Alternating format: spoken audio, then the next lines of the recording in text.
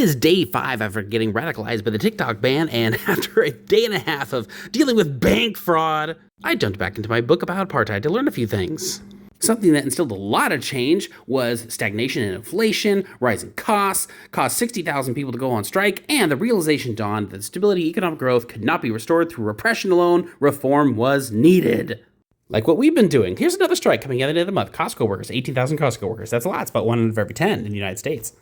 But that passage gave me an idea that we have to get to the point where they can no longer oppress the middle and lower classes, that they know reform must happen. I also realize this means we need conservatives on our side. So how have you got conservatives or people who think differently about the world to rethink reality or at least start to change their mind? And tell me!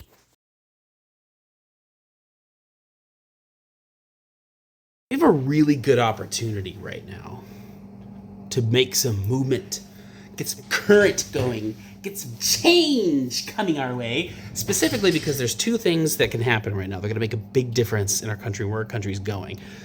First off, the Republicans are doing a great job of making themselves look like pure grade A garbage. Okay? Grade F garbage? They're making themselves look bad, and they don't really have anywhere to point for once, because they have the House and the Senate and the presidency and the Supreme Court. Like, they have it all.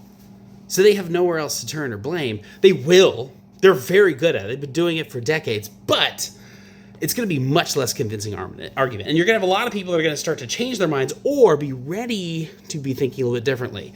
What the rest of us need to do is plant seeds. If you start attacking people, they close up and lock in. They get defensive. Plant seeds. Let me tell you why. A seed planted is going to grow and make a space in that person's head that cannot go back to the way it was. A mind reshaped or grown by a new idea can never go back to its previous form. One of my favorite ideas in philosophy. We need to start doing that. I'll give you an example of what I'm going to do.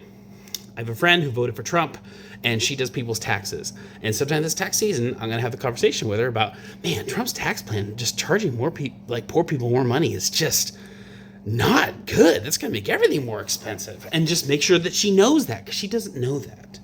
She doesn't know that Trump's tax plan is so bad. I'm going to make sure that she's aware of that, because that's going to help instill doubt in how she's perceived the world. So that's one seed I'm going to plant. I want to think of at least 2 more as my hope to get at least 2 of the more conservative people seeds growing in their heads. I'm going to plant some seeds. You plant some seeds. This is how we get some movement, some growth among all the other great things we're doing to make change.